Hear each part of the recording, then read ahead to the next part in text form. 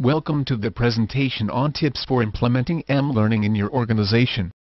Mobile learning may be defined as the acquisition of any knowledge and skills through the use of mobile technology, anywhere, and anytime. Why should organizations think about mobile learning at all? What is the need for mobile learning in organizations? Let's explore some of the reasons. Organizations are seeing an increase in the number of mobile workforce.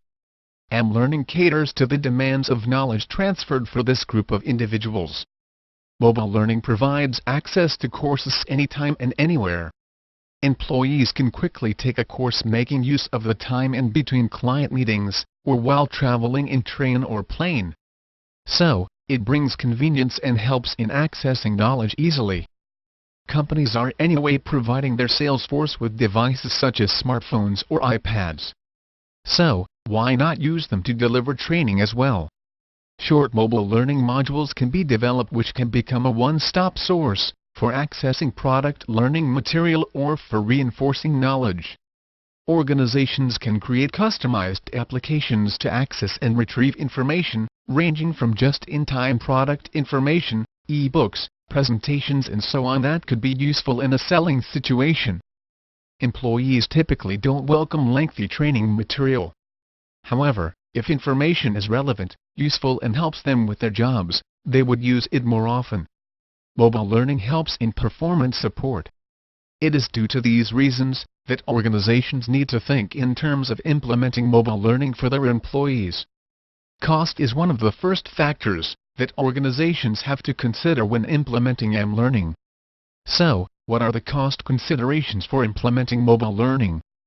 First, there are the hardware costs. This includes the purchasing of mobile devices, associated infrastructure, such as server and device connection. If providing devices for every employee is not an option, you may try out a BYOD or bring your own device policy, with appropriate security measures. Development costs include salaries, of course, development team as well as costs of license fees, for authoring tools among other things. Outsourcing to the e-learning vendors proves to be cheaper and more manageable. When organizations have already developed a great deal of e-learning courses, an ideal solution would be to leverage the existing content by making them compatible to small screens. This would greatly reduce development costs to organizations. Some LMSs are not compatible with mobile courses and you might have to customize them. This would mean an additional cost. Open source LMSs such as Moodle are compatible with learning, and might prove to be a cost-effective alternative.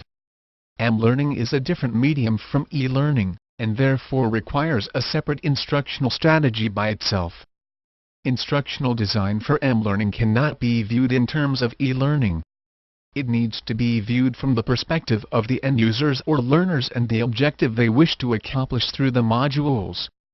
First, instructional designers have to consider the limited screen space and design effective knowledge transfer within the constraints of limited space.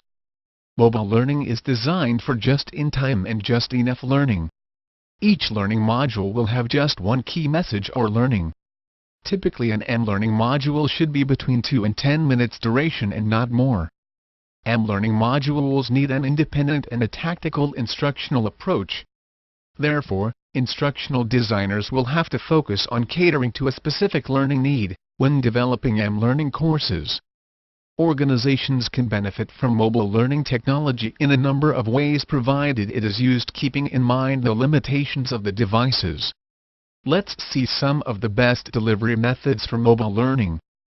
Documents are by far the easiest format for delivering content on mobile devices. PDF documents, infographics, PowerPoint presentations are some of the formats in which training content can be presented. E-book is one of the easiest and simplest ways to present learning content on mobile platform. It could be a compilation of text, multimedia content, which may have graphics, videos, audio or even hyperlinks. Videos is another format that works well for mobile devices. People are already used to watching videos on smartphones. Short video tutorials can be downloaded and watched at the convenience of the user.